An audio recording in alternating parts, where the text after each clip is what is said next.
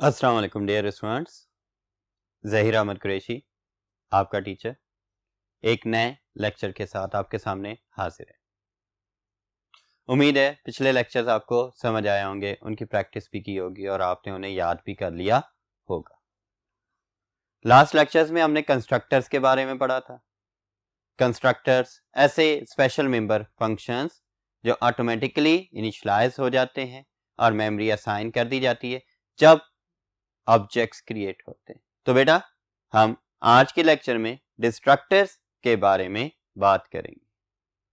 Constructors basically memory allocate करते हैं जब ऑब्जेक्ट्स क्रिएट होते हैं और डिस्ट्रक्टर्स बेसिकली यूज किए जाते हैं जब हमने मेमोरी को फ्री करना होता है।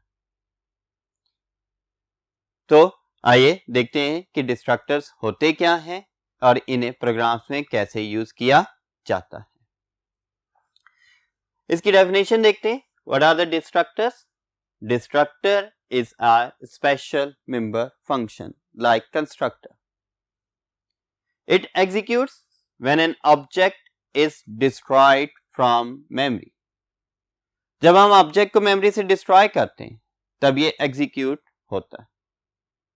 इन अदर वर्ड्स, मेमोरी को फ्री करने के लिए और मेमोरी में से ऑब्जेक्ट को डिस्ट्रॉय करने के लिए डिस्ट्रक्टर्स को यूज किया जाता है।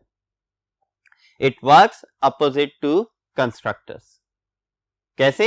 It deallocates the memory allocated to the objects during their repeat. It deallocates the memory allocated to the objects during their execution. Execution के दौरान जो मेमोरी allocate कर दी जाती है कंस्ट्रक्टर्स को, उसे deallocate करने के लिए डिस्ट्रक्टर्स यूज होते हैं। Destructor has same name as of class.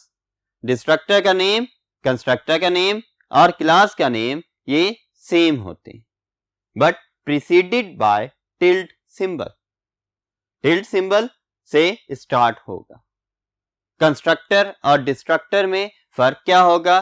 Constructor class का नेम होगा सेम, उसकी कोई रिटर्न टाइप नहीं होती। इसी तरह डिस्ट्रक्टर है, इसकी कोई रिटर्न टाइप नहीं है, लेकिन डिस्ट्रक्टर के स्टार्ट में टिल्ड सिंबल होता है।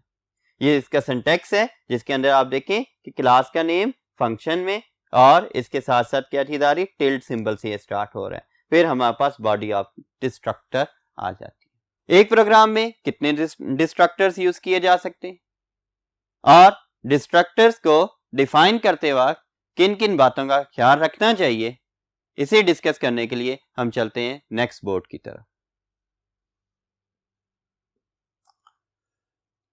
ओके बेटा, नेक्स्ट पॉइंट डिस्कस करें। Only one destructor can exist in a class and it can not be overloaded. Like constructors, हम डिस्ट्रक्टर्स को ओवरलोड नहीं कर सकते और एक क्लास के अंदर एक से ज्यादा कंस्ट्रक्टर्स तो हो सकते हैं लेकिन सिर्फ एक ही डिस्ट्रक्टर यूज होगा। वो डिस्ट्रक्टर क्या करेगा, जैसे ही ऑब्जेक्ट की एग्जीक्यूशन खत्म होगी तो उसकी मेमोरी को डी एलोकेट कर देगा। इसका फायदा क्या है? इसके जरिए से मेमोरी स्पेस बचती है और एग्जीक्यूशन फास्ट हो जाती है। तो बेटा हम इसके फीचर्स को डिस्कस करते हैं।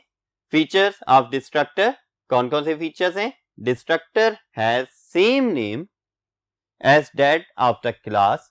डिस्ट्रक्टर का नेम और कंस्ट्रक्टर या क्लास का नेम सेम होते हैं, प्रीसीडेड बाय टिल्ड सिंबल, लेकिन ये टिल्ड सिंबल से स्टार्ट हो रहे होते हैं। Destructor does not take any argument like constructors. Destructor भी कोई आर्गुमेंट टेक नहीं करते। इसके साथ साथ destructor has no return type.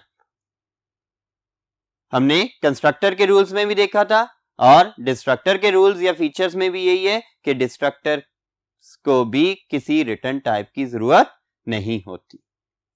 तो बेटा ये आपके पास इसके फीचर्स या रूल्स आ जाते हैं जिनकी बेस के ऊपर आप कंस्ट्रक्टर्स को डिफाइन करते हैं। जिन बातों का हमने ख्याल रखना होता है वो यहाँ पर बता दी गई कि डिस्ट्रक्टर का नेम सेम होता है क्लास के नेम के और स्टार्ट कहाँ से हो रहे होते हैं, टिल्ट सिंबल से हो रहे होते हैं। In the same way destructor कोई आर्गुमेंट्स नहीं गेट कर रहा होता और उसकी कोई रिटर्न टाइप भी नहीं होती। तो when does the destructor gate called, अब ये एग्जीक्यूट कैसे कर रहे होते हैं और कब एग्जीक्यूट कर रहे होते हैं, इस चीज को डिस्कस करने के लिए a destructor is automatically called when, ये भी कंस्ट्रक्टर की तरह के होते हैं तो ये भी ऑटोमेटिकली कॉल या इनिशियलाइज हो जाते हैं। A destructor is automatically called when the program finishes its execution, जब प्रोग्राम अपनी एग्जीक्यूशन फिनिश कर देता है, यानी हमने एक कोड लिखा, कोड के अंदर ऑब्जेक्ट डिक्लेयर किया, ऑब्जेक्ट एग्जीक्यूट हो गया, उसके बाद प्रोग्राम भी टर्मिनेट कर गया, तब मेमोरी डीएलोकेट करने के लिए डिस्ट्रक्टर यूज होते हैं और वो मेमोरी स्पेस को फ्री कर देते हैं। In the other way second point क्या है, the scope of the class containing local variables and, जब क्लास की बॉडी एंड हो जाती है और कंट्रोल उसमें से आउट हो जाता है, मींस के उसका लोकल स्कोप एंड हो जाता है, तब भी डिस्ट्रक्टर इनिशियलाइज हो जाता है और एग्जीक्यूट करके मेमोरी को डी एलोकेट कर देता है।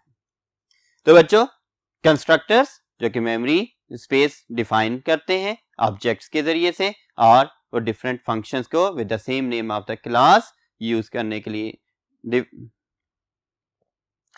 वो डिफरेंट फंक्शंस को with the same name, repeat, different functions को with the same name of the class execute करने के लिए यूज हो रहे होते हैं। लेकिन डिस्ट्रक्टर्स क्या करते हैं, डिस्ट्रक्टर्स बेसिकली वो मेमोरी जो कंस्ट्रक्टर्स ने ऑक्युपाई की होती है उन्हें डी एलोकेट करने के लिए यूज होते हैं। याद रखिएगा कि एक क्लास के अंदर सिर्फ एक ही डिस्ट्रक्टर यूज किया जा सकता है और उसके साथ साथ डिस्ट्रक्टर की कोई रिटर्न टाइप भी नहीं होती और वो कोई इनपुट आर्गुमेंट भी नहीं गेट करता।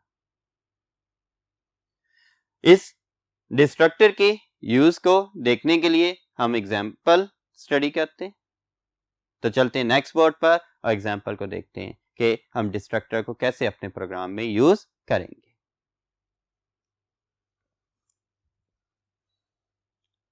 तो बेटा, अब हम डिस्कस करेंगे एग्जाम्पल को और उसके अंदर देखेंगे कि डिस्ट्रक्टर्स को कैसे यूज किया जा रहा है। तो एग्जाम्पल देखें, हमने हेडर फाइल्स यूज की एज यूजुअल, जब भी प्रोग्राम में स्टार्ट कर रहे हैं हेडर फाइल्स की जरूरत है क्योंकि इनसे रिलेटेड फंक्शंस को हम अपने प्रोग्राम में यूज कर रहे होते हैं। इसके बाद एक क्लास डिफाइन कर दी गई जिसका नाम एबीसी है। अब इसके बाद क्या चीज आ रही है बेटा कि हम देखते हैं पब्लिक का एक्सेस स्पेसिफायर लिखी है। हमने कोई वेरिएबल डिक्लेयर नहीं किए, हमने डायरेक्ट एक पब्लिक एक्सेस स्पेसिफायर डिक्लेयर कर दिया और इसके बाद हम क्या कर रहे हैं, एक कंस्ट्रक्टर डिफाइन कर रहे हैं। कंस्ट्रक्टर किस नाम का है, एबीसी नाम का है और इसके अंदर हम प्रिंट करवा रहे हैं कि इट इज कंस्ट्रक्टर। एग्जीक्यूशन क्या क्लास से स्टार्ट होती है? नहीं। क्या कोई क्लास जब तक कॉल ना की जाए मेमोरी स्पेस एलोकेट करती है? नहीं। ये कब, इनिशियलाइजेशन मेन फंक्शन से स्टार्ट होती है और क्लास मेमोरी स्पेस कब ऑक्युपाई करती है, जब उस क्लास का ऑब्जेक्ट बनाया जाता है। तो बेटा इधर हम देखते हैं कि हम एक कंस्ट्रक्टर डिफाइन करेंगे, कंस्ट्रक्टर एबीसी नाम का ही है जो कि क्लास का नेम भी है और इसके अंदर हम लिख देते हैं इट इज कंस्ट्रक्टर और इसे क्लोज कर दिया। इसके बाद डिस्ट्रक्टर आ गया, ये देखें टिल्ट सिंबल और ये क्लास का नेम आ गया या कंस्ट्रक्टर आ गया। डिफॉल्ट कंस्ट्रक्टर जिस तरह से है जिसके कोई आर्गुमेंट्स भी नहीं होते, कोई रिटर्न टाइप भी नहीं है। तो इसके अंदर हम लिख रहे हैं इट इज डिस्ट्रक्टर। इसके बाद क्लास को एंड कर दिया और मेन फंक्शन बदल, एग्जीक्यूशन मेन फंक्शन से स्टार्ट होगी। क्लास का नेम एबीसी था, इस एबीसी टाइप का A1 का एक ऑब्जेक्ट हम डिक्लेयर कर रहे हैं। जैसे ही ये ऑब्जेक्ट डिक्लेयर होगा तो ये डिफॉल्ट कंस्ट्रक्टर ऑटोमेटिकली इनिशियलाइज हो जाएगा और ऑटोमेटिकली इनिशियलाइज होकर ये आउटपुट प्रोड्यूस कर देगा कि it is constructor, it is constructor. और उसके बाद कंट्रोल दोबारा मेन फंक्शन के पास चला जाता है और मेन फंक्शन के बाद गेट ch प्रोग्राम को टर्मिनेट कर रहा है और जैसे ही प्रोग्राम को टर्मिनेट करेगा, प्रोग्राम एंड होगा, तो साथ में ही डिस्ट्रक्टर एक्टिवेट हो जाएगा और कंपाइलर इसे एग्जीक्यूट करते हुए क्या करेगा कि इस स्टेटमेंट को भी प्रिंट कर देगा और क्या आउटपुट आ जाएगी इसके साथ इसकी भी, it is destructor.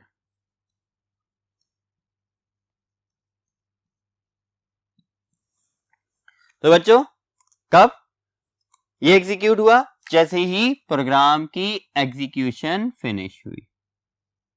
In the same way अगर ये क्लास है, क्लास की एग्जीक्यूशन चलती जा रही है और क्लास की एग्जीक्यूशन जैसे ही एंड होगी तब भी डिस्ट्रक्टर एग्जीक्यूट हो जाएगा।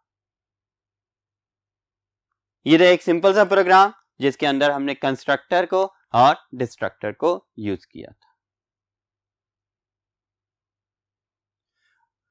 तो बेटा इसे क्विक रिव्यू करते हैं। डिस्ट्रक्टर्स बेसिकली ऐसे स्पेशल मेंबर फंक्शंस होते हैं जो कि मेमोरी को डी एलोकेट करने के लिए यूज हो रहे होते हैं। ये same name of the class होते हैं, ये कोई आर्गुमेंट भी गेट नहीं कर रहे होते और कोई रिटर्न टाइप भी नहीं यूज होती। ये स्टार्ट होते हैं टिल्ड सिंबल से और ये कब इनिशियलाइज होते हैं? जब प्रोग्राम एग्जीक्यूशन एंड होती है या फिर क्लास का स्कोप खत्म होता है तब इनिशियलाइज हो जाते हैं। एक तो हमने कंस्ट्रक्टर्स का टॉपिक पढ़ा, कंस्ट्रक्टर की टाइप्स देखी और अब हमने उसके फीचर्स को भी डिस्कस कर लिए कि किस तरह से हम कंस्ट्रक्टर को एक्सेस कर सकते हैं। फिर उसके बाद जो मेमोरी कंस्ट्रक्टर से एलोकेट की थी उसको डी एलोकेट करने के लिए भी हमने एक टेक्निक देख ली, that is called destructor.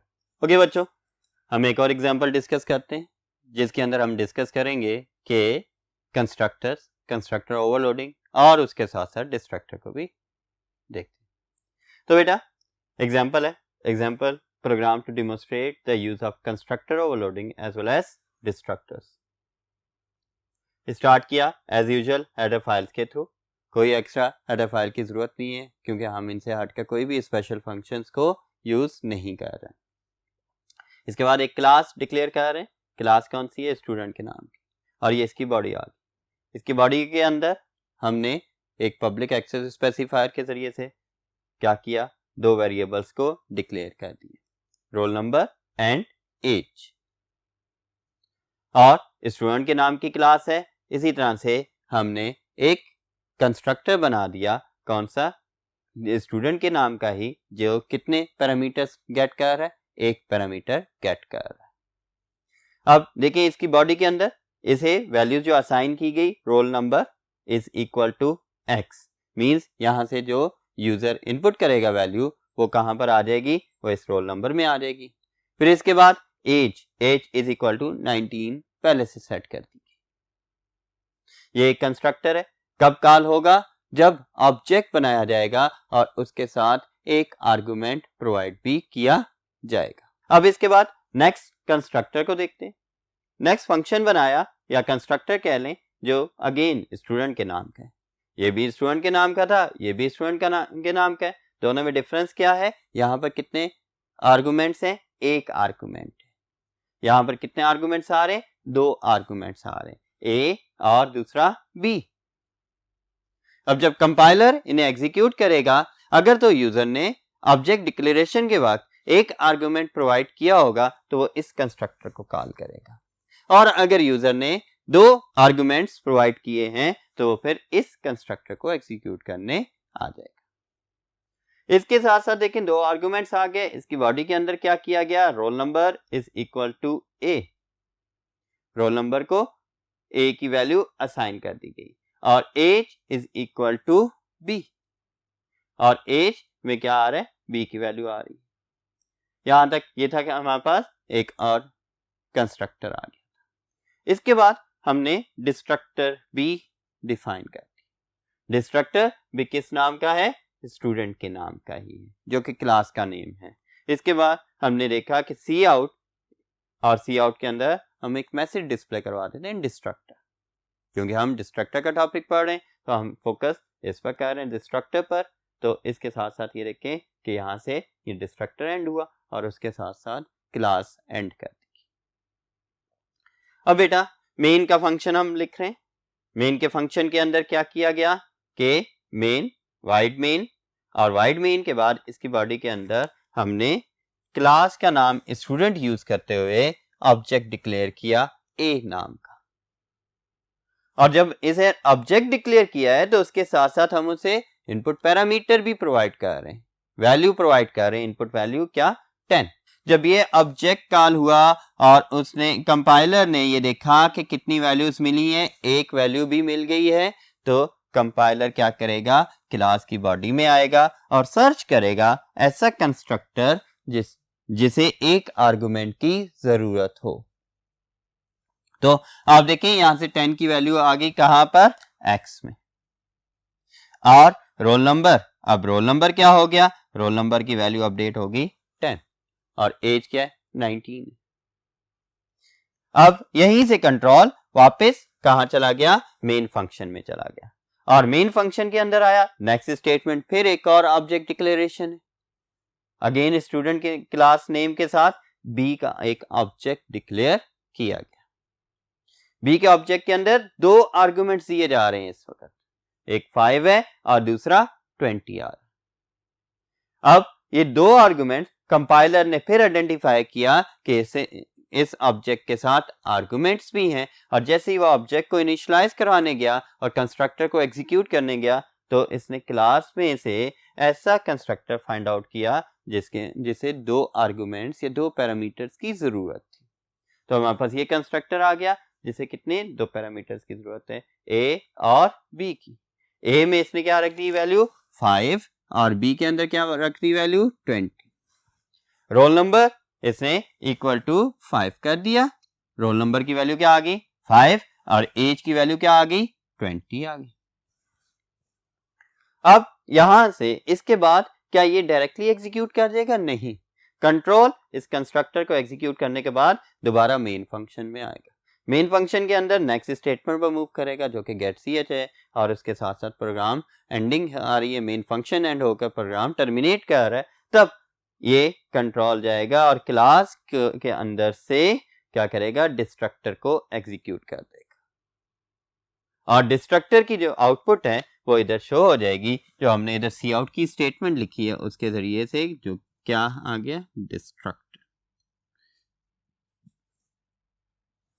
Destructor लिखा हुआ इधर आ जाएगा। और इसके साथ साथ प्रोग्राम भी एंड हो जाएगा और इन ऑब्जेक्ट्स को जो मेमोरी एलोकेटेड थी वो डिस्ट्रक्टर क्या कर देगा, डी एलोकेट या डिस्ट्रॉय कर देगा।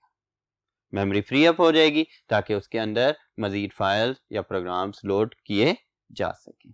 बच्चों, ये था आपका डिस्ट्रक्टर का टॉपिक विद एग्जांपल्स, और उम्मीद है कि आपको अच्छे से इन टॉपिक्स की समझ आ गई होगी। बेटा, कंस्ट्रक्टर्स के टॉपिक को उसके साथ साथ डिस्ट्रक्टर के टॉपिक को लाजमी अच्छे से तैयार करें, यह आपके बोर्ड के पॉइंट ऑफ व्यू से, और उसके साथ साथ अगर आप लर्निंग करते हैं, आप प्रोग्रामिंग करते हैं, उनके अंदर भी बहुत ही इंपॉर्टेंस रखते हैं। अपना ख्याल रखिए और मैं इजाज़त चाहूँगा। अल्लाह हाफ़िज़।